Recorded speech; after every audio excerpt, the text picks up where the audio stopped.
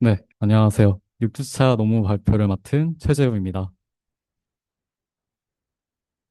네, 오늘 발표할 논문은 Exploring the Limits of Transfer Learning with the Unified Text-to-Text Transformer입니다. 그래서 이 논문은 T5라고도 불리는데요. 이 T5가 Text-to-Text Transfer Transformer의 약자입니다. 좀 복잡한데, 그래서 이름에서 알 수 있듯이 이 논문의 핵심이 다양한 NLP 태스크를 모두 텍스트 투 텍스트, 텍스트를 입력받아서 텍스트를 출력하는 문제로 통합을 하는 것입니다. 네. 목차는 다음과 같습니다. 먼저 T5가 왜 필요했는지부터 살펴보겠습니다. 기존 NLP에서는 버트나 GPT나 엘모 같은 이제 프리트레인드 랭귀지 모델들이 큰 성공을 거뒀는데요. 이런 기본적인 흐름은 T5도 비슷합니다. 그래서 대규모 비지도 코퍼스 데이터로 모델을 사전학습하고 그다음 글루나 스쿼드, 번역, 요약 같은 다운스트림 태스크에 맞게 이 파인 튜닝하는 과정을 보여줍니다. 그래서 왼쪽 그림을 보시면은 이 트레디셔널 머신러닝에서는 태스크마다 모델을 따로 학습하는 구조인데 예를 들어 뭐 센티먼트 클래시피케이션에서는 뭐 센티먼트 클래시피케이션 모델, 퀘스천 앤서링에서는 QA용 모델을 이제 따로 만드는 식입니다. 근데 반면 이제 오른쪽에 그 트랜스퍼 러닝 전위 학습에서는 이 큰 데이터 셋에서 일반적인 언어 지식에 대한 그 리프레젠테이션 학습을 하고 그 지식을 다른 태스크로 전이를 하는 점에서 차이가 좀 있습니다. 그래서 해당 논문에서는 이 전이학습 방식이 간략하다는 점은 인정을 합니다. 근데 동시에 이제 한 가지 문제가 있다고 보는데 이제 태스크마다 입력 형식, 출력 형식, 로스 펑션, 그리고 아키텍처 설계가 달라진다는 점입니다. 예를 들어서 버튼은 클래시피케이션을 할 때 CLS 토큰 위에 클래시파이어 헤드를 붙입니다. GPT는 레프트 투 라이트 랭귀지 모델링 구조를 사용합니다. 번역이나 요약은 인코더, 디코더가 자연스러운데 근데 프리트레인드 모델을 쓴다고 해도 태스크별로 처리 방식이 계속 달라지는 그런 문제점이 남아 있습니다. 그래서 여기서 핵심은 T5가 이 복잡성을 줄이고자 했다는 점입니다. 그래서 T5는 모든 NLP 태스크를 하나의 형식으로 통일할 수 없을까라는 질문에서 출발을 하게 됩니다.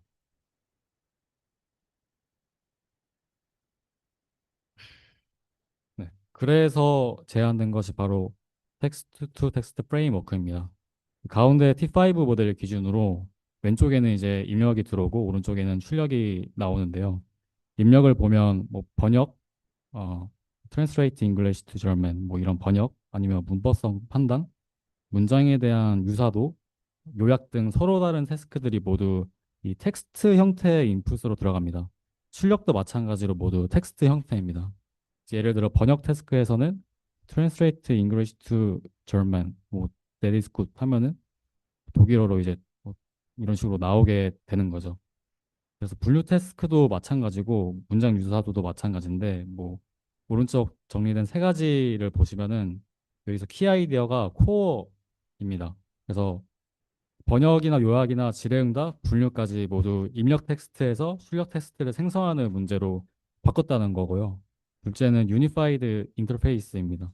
그래서 모든 태스크를 같은 모델, 같은 로스 펑션, 같은 보캐브러리로 비슷한 이제 하이퍼 파라미터 튜닝을 통해 처리를 할 수 있습니다.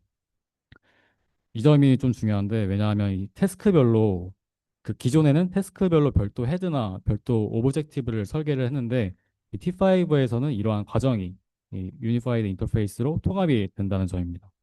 셋째는 이 태스크 프리픽스입니다. 입력 앞에다가 이런 식으로 뭐 트랜스레이트, 뭐 콜라 센텐스, 뭐 STSB 센텐스 이런 식으로 프리픽스를 붙여서 모델에게 지금 입력으로 어떤 태스크를 수행해야 하는지 지시를 해주는 겁니다. 네. 그래서 T5의 가장 큰 기여 중 하나는 이 바로 단순한 이 인터페이스라고 볼 수 있겠습니다. 네. 그래서 기존 멀티태스크 러닝 방식과 T5 패러다임을 비교를 해보겠습니다. 이 왼쪽은 클래시컬 멀티태스크 러닝인데 이 여러 태스크를 함께 학습을 하더라도 여전히 태스크의 스페시픽한 헤드나 태스크의 맞춰진 레이어가 이제 남아 있게 됩니다. 예를 들어 태스크 A, B, C가 있을 때 이 공유된 레이어는 같이 쓰지만 마지막 출력 부분은 태스크별로 다르게 설계해야 하는 경우가 많습니다. 또한 태스크마다 로스 펑션도 달라질 수 있습니다. 반면 T5 패러다임은 이제 모든 태스크를 텍스트 생성 문제로 바꿉니다. 그러면 태스크 A, B, C 모두 같은 모델과 같은 로스를 사용할 수 있게 되는 것입니다. 그래서 T5에서는 기본적으로 디코더가 타겟 텍스트를 생성하고 이를 맥시멈 라이클리 후드 또는 크로스 엔트로피 오브젝티브로 학습합니다. 네, 그래서 이 관점은 이후 인스트럭션 튜닝이나 프롬프트 베이스드 러닝에도 큰 영향을 주게 됩니다. 요즘 사용하는 많은 인스트럭션 팔로잉 모델들이 이 입력의 지시문을 넣고 출력 텍스트를 생성한다는 구조를 가지고 있는데 T5는 이런 흐름을 상당히 명확하게 초기에 보여준 대표 모델이라고 볼 수 있겠습니다. 네. T5에서는 아까 말씀드렸던 이 태스크에 대한 프리픽스가 매우 중요합니다. 태스크 프리픽스는 단수나 문자열이지만 모델에게 이 입력을 어떤 방식으로 처리해야 하는지 알려주는 일종의 인스트럭션 같은 역할을 합니다. 그래서 분류 태스크에서는 뭐 콜라 센틴스라는 거를 이제 프리픽스로 두어서 모델이 not offset table이라는 문자열을 출력을 하게 됩니다. 그리고 뭐 리그레션에서는 STSB 같은 문장 유사도 태스크인데요. 두 문장의 유사도를 0에서 5 사이 점수로 예측을 하는 태스크입니다.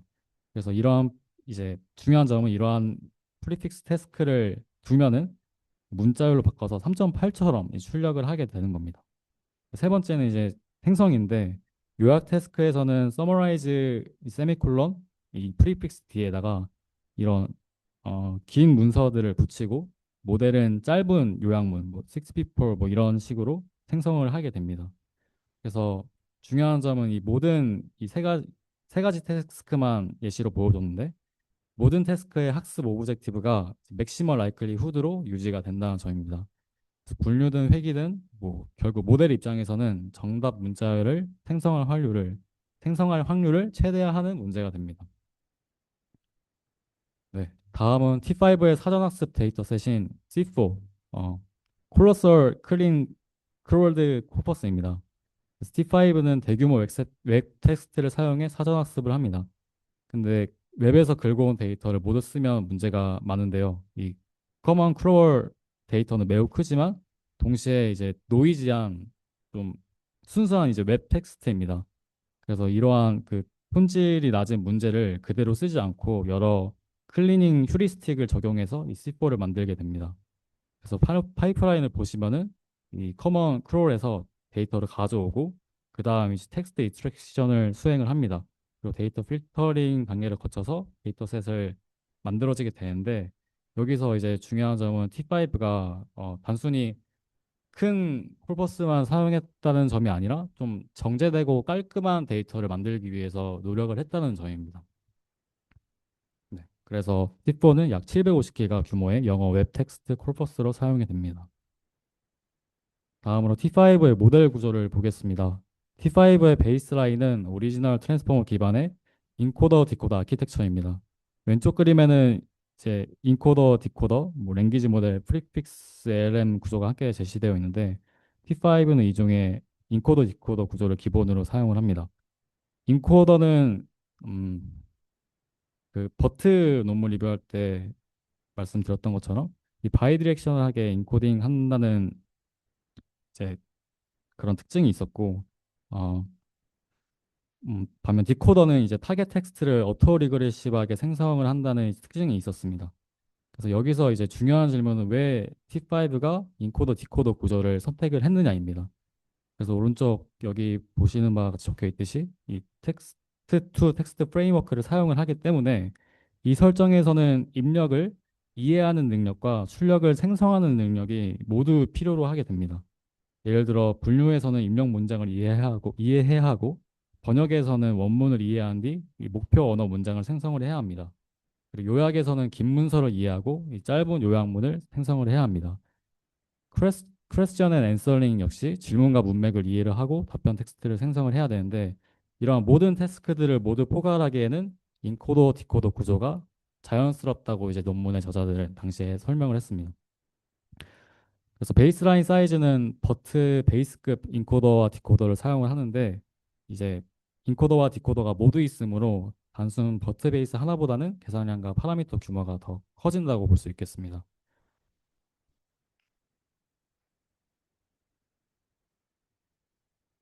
네. 이제 T5의 사전학습 오브젝티브를 보겠습니다. T5는 기본적으로 디노이징 오브젝티브를 사용을 합니다. 디노이징이란 원본 문장의 일부를 훼손을 하고 모델이 훼손된 부분을 복원하도록 학습시키는 방식입니다. 자, 아래 그림을 보면은 이 오리지널 텍스트에서는 Thank you for inviting me to your party last week인데 여기서 for inviting과 last 같은 이 스팬이 제거가 되게 되는 것입니다. 제거된 부분은 인풋에서는 뭐이 대괄호 x, 대괄호 y 같은 센티널 토큰으로 대체가 됩니다. 그래서 인풋은 Thank you, Sentinel X, meet to your party, Y week처럼 되는 것입니다. 그리고 타겟은 제거된 스팬들을 순서대로 생성을 하도록 구성이 됩니다. 그래서 이런 뭐 X for inviting Y last Z 이런 식으로 센티널 토큰과 함께 복원할 스팬을 출력을 합니다. 여기서 핵심은 이제 버트 스타일 마스크 랭귀지 모델과의 차이입니다. 버트에서는 토큰 일부를 마스크로 바꾸고 각 토큰을 맞히는 방식인데 반면 T5는 인코더와 디코더 구조에서 타겟 텍스트를 생성을 해야 하므로 스팬 단위로 제거된 부분을 디코더가 직접 생성하는 방식이 더 자연스럽습니다.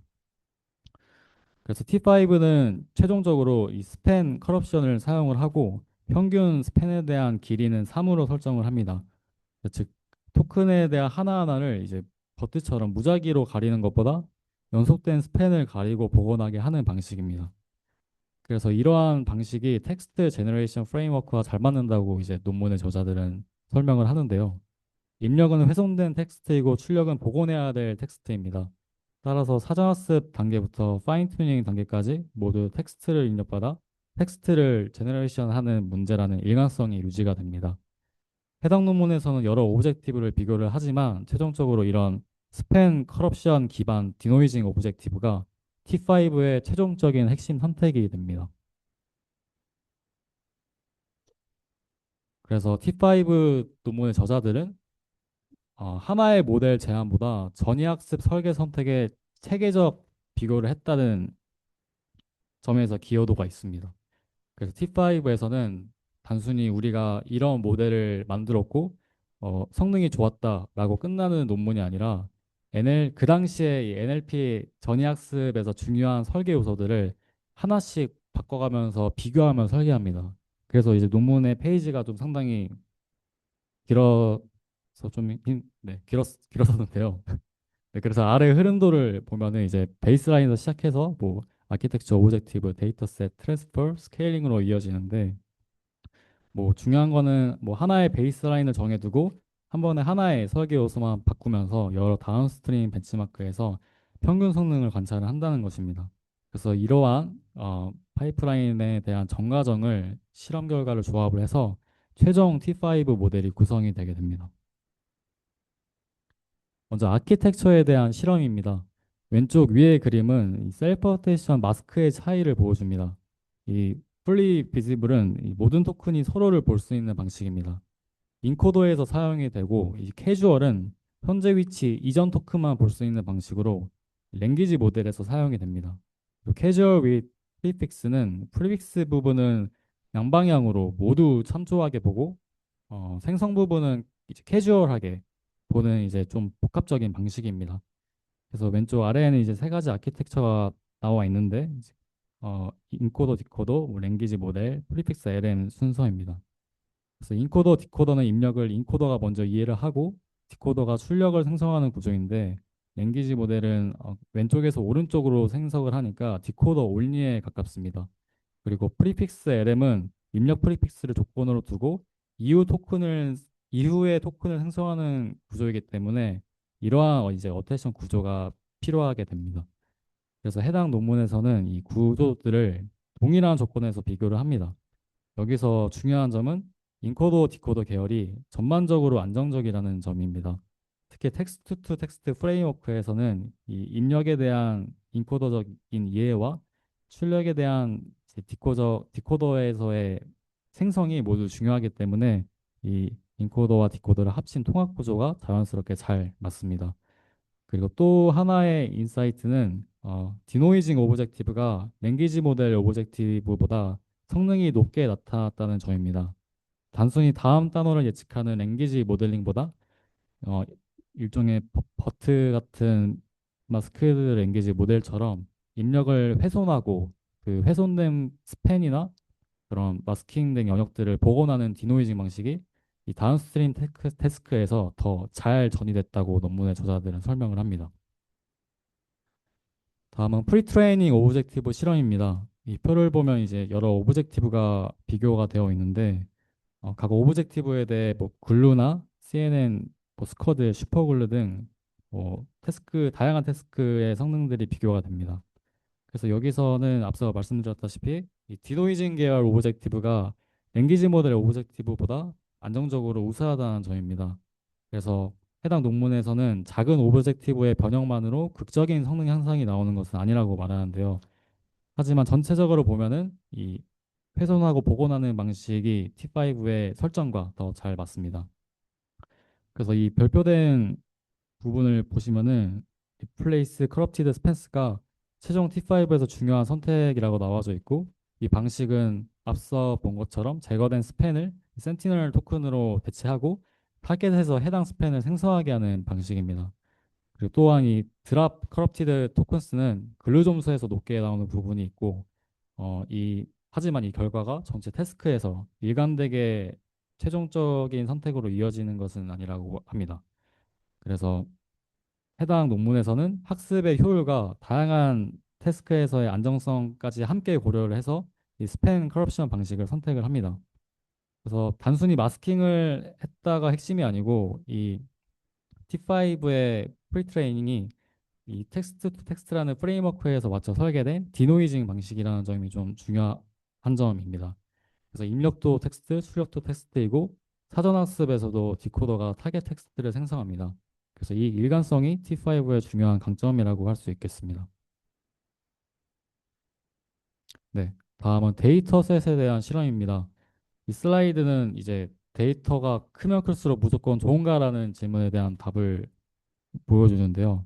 이 표를 보면은 뭐 C4나 뭐 언필터드 C4, 뭐 리얼 뉴스 라이크, 뭐 웹텍스트 라이크, 위키피디아 등 이제 비교가 되어 있는데 각 데이터셋의 크기와 이제 다음 스트림 태스크 성능이 함께 제시됩니다.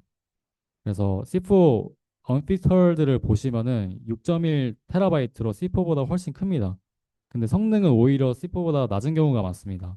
그래서 이게 무엇을 의미를 하냐면 단순히 데이터 크기만 늘리는 것이 항상 좋은 전략이 아니라는 점을 보여주고 어, 데이터의 품질이나 도메인 매치가 데이터 크기만큼 중요하다는 점을 보여줍니다. 그래서 T5는 최종적으로 이 C4라는 클린드 웹 코퍼스를 사용을 함으로써 일반적인 언어 능력을 넓게 학습하려 했고 이 데이터셋에 대한 선택 역시 최종 T5 모델의 성능에 중요한 역할을 하게 됩니다. 네. 이번에는 트랜스퍼 어프로치, 이제 파인 튜닝과 멀티태스크 런닝을 전략을 보겠습니다. T5는 모든 태스크를 텍스트로 이제 통합을 했기 때문에 멀티태스크 러닝과도 잘 어울릴 것처럼 보이는데 논문의 저자들은 이제 여러 방식들을 그래도 비교를 하면서 어떤 트랜스퍼 스트레치가 실제로 효과적인지 살펴보려고 실험을 합니다. 그래서 왼쪽의 표에는 이제 어댑터 레이어, 뭐 그래주얼 언프리징 같은 방식 기법 등이 이제 비교가 되어 있고 이제 어댑터 레이어라는 거는 이제 전체 모델을 업데이트하지 않고 작은 어댑터 모듈만 합습하는 파라미터 에피션트 방법입니다. 그리고 그래주얼 언프리징이라는 거는 처음에는 일부 레이어만 학습을 하고 점차 더 많은 레이어를 풀어주는 방식입니다. 하지만 논문 기준에서 가장 베이스라인은 이 모든 파라미터를 파인 튜닝을 하는 방식입니다. 그래서 다음 스트림 태스크에 맞게 모델 전체 파라미터를 업데이트하는 방식이 가장 안정적인 성능을 보인다고 논문의 저자들은 주장을 합니다. 그래서 이 왼쪽 표가 보시기에 좀 직관적이지 않으시면 이제 오른쪽 표를 대신해서 보셔도 되는데 올 파라미터가 제일 안정적이고 뭐 어댑터 레이어스는 파라미터에 대해 에피션트하지만 성능 하락이 있고 멀티태스크 올리는 파인 튜닝을 완전히 대체하기 어렵다는 점을 보이고 있습니다. 그래서 이러한 이제 실험 결과의 핵심은 T5가 통합된 프레임워크를 사용을 하더라도 최종 성능을 위해서는 태스크별 파인 튜닝이 여전히 중요하다는 점입니다. 그래서 유니파이드 프레임워크가 태스크별 파인 튜닝의 필요성을 완전히 없애는 건 아니고 태스크별 헤드나 오브젝티브를 별도로 설계할 필요를 줄여주고 완충해주는 역할을 한다는 점입니다. 다음으로는 스케일링에 대한 실험입니다. 이 슬라이드에서는 4배의 컴퓨트 세팅에서 여러 스케일링에 대한 전략들을 비교를 합니다. 모델의 크기를 키우는 방법, 학습의 스텝을 늘리는 방법, 뭐 배치 사이즈, 뭐 앙상블을 사용하는 방법 등이 비교가 됩니다.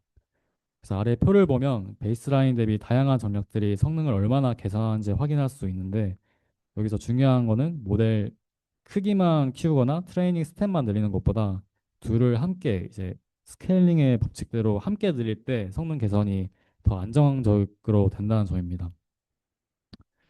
그래서 배치 사이즈랑 컴퓨트 버짓 사이의 균형이 중요하다는 점이고 최종 T5에서는 이 실험을 통해서 더 큰 모델과 더 긴 학습을 결합을 합니다. 즉 좋은 아키텍처와 오브젝티브, 좋은 데이터 셋을 선택을 한 뒤 마지막으로 스케일을 키워서 소타 수준의 성능을 달성하는 기여를 하게 됩니다. 네. 이제 최종 T5에 대한 컨피규레이션과 벤치마크 결과를 보겠습니다. 최종 T5는 앞에서 본 실험 결과들을 이제 하나하나 넣고 빼가면서 비교를 하고 조합을 해서 구성이 됩니다. 그래서 오브젝티브는 앞서 말씀드렸다시피 스팬 커럽션이고 평균 스팬 렌스를 3으로 정했습니다. 그 트레이닝은 1 밀리언 스텝스, 배치 사이즈는 2048로 진행이 되면서 어, 어, 모델 크기는 이제 60밀리언 뭐 이런 식으로 확장을 하게 됩니다. 그래서 평가는 글루나 슈퍼글루, 뭐 스쿼드 등 그 당시에 이제 벤치마킹으로 되어 있던 다양한 데이터 셋에서 이루어집니다. 네. 그래서 해당 논문에서는 이러한 비교론적 조합을 통해서 T5가 이렇게 다양한 NLP 태스크에서 소타를 보일 수 있음을 보여줍니다. 네. 그래서 마지막으로 결론을 정리하겠습니다. T5의 결론 중 첫 번째는 텍스트 투 텍스트입니다. 그래서 모든 NLP 태스크를 인코더 따로, 디코더 따로로 보는 게 아니라 입력 출력 형식으로 통합을 했다는 점이 가장 중요한 아이디어고 두 번째로는 디노이징 오브젝티브입니다. 단순 랭귀지 모델 오브젝티브보다 디노이징 오브젝티브, 특히 스팬 커럽션 방식이 효과적이었습니다. 세 번째로는 C4 코퍼스입니다. T5는 대규모 웹테스트를 정제한 C4를 사용을 했고 이는 사전학습 데이터 품질을 높이는 데 기여를 했습니다.